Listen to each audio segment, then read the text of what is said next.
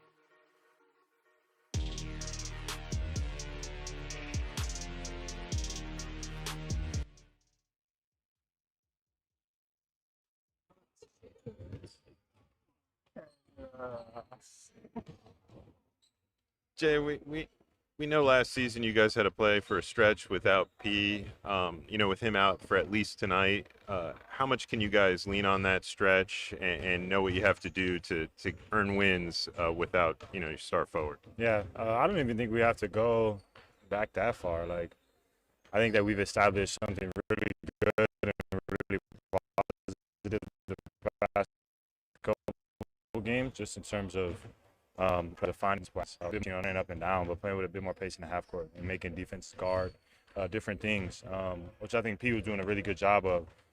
So we give him our love. We wish him well. We'll see him back real soon, but I think we got a lot to build off these past couple games in terms of like this is how we need to play regardless of who's on the basketball floor. And I think tonight will be no different. I think we just continue to harp on and build on those standards, and everything else will take care of itself. We were just talking to Mose, and your minutes have increased more and more with every game. Have you had time to reflect on how you've handled the extra work and the minutes, and just how exciting is it to get more time on the court every night? I reflected a bit for sure. Really just excited to play basketball. I haven't asked no questions. I haven't wanted to know what I'm playing or when I'm going.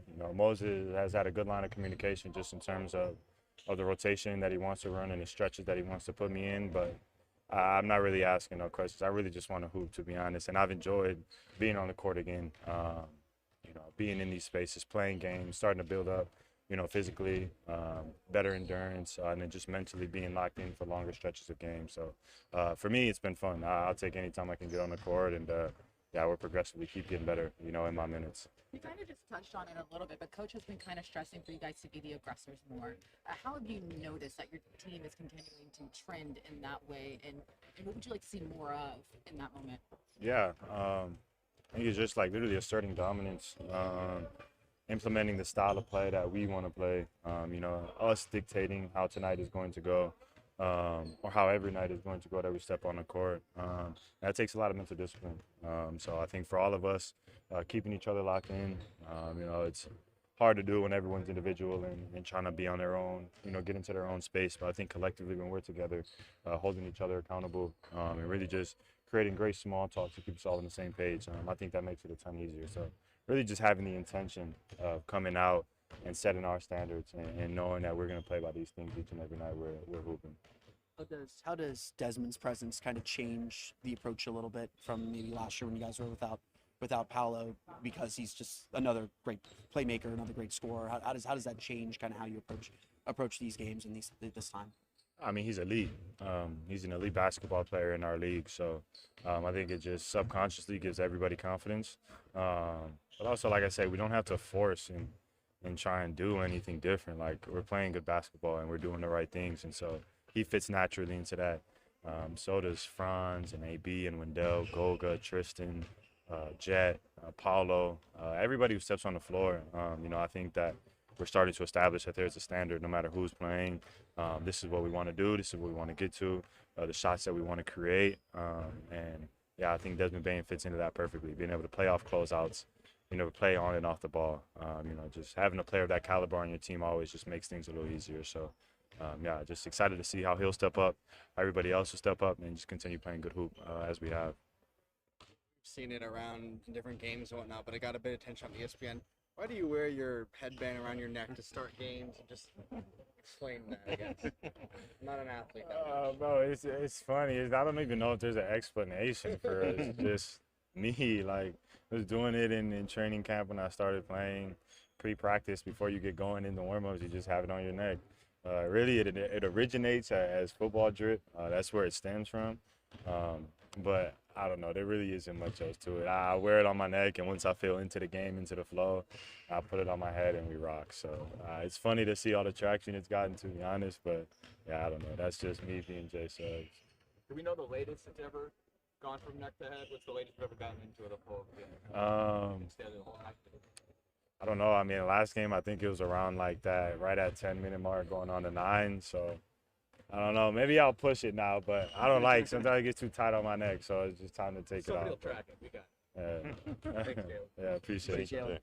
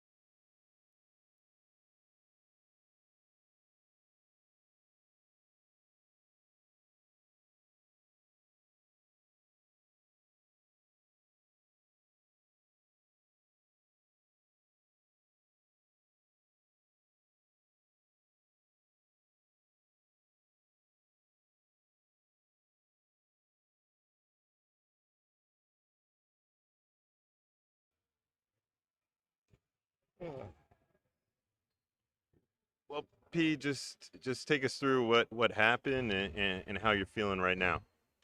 Yeah, just second quarter, uh, felt a pull in my groin there and felt it, went up and down a couple more times, asked to come out. And yeah. Since you've returned, you've gotten the MRI. The team said, that you'll be evaluated daily. You're out tonight. Just what are your expectations for this recovery process and how long it might take? Yeah, we'll see. I mean, doesn't feel too crazy. Just going to take it one day at a time. I really don't know, couldn't give you an exact time, but hopefully not too long. It's not anything major. I'm able to walk and do everything, regular. Just, it's just a little sore.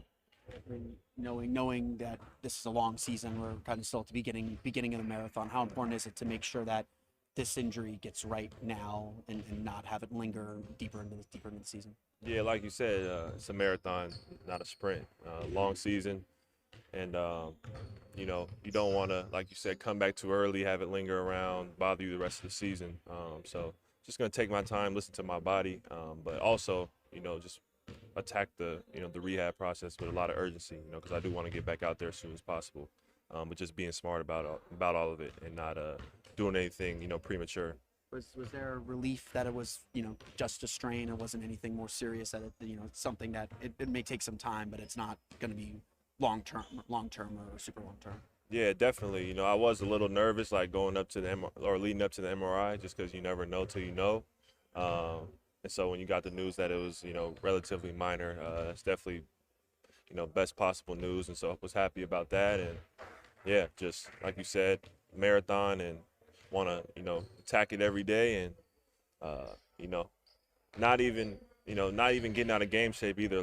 Still doing the regular stuff, still traveling, just doing all the things so that when I come back, it's seamless and I don't have an adjustment period. What did you make of the way the team continued to play against New York the other night? Get that crucial. Oh yeah, it was great. I mean, you could tell, I think from the start of the game that we were pretty locked in, just offensively and defensively, and then see them continue it through the second half, withstand the little run that they made, and keep them at bay with making shots and getting stops. It was a great win. Just feel like this is maybe an opportunity for the guys to kind of keep it rolling forward, and then you come back and you can just kind of be a cherry on top.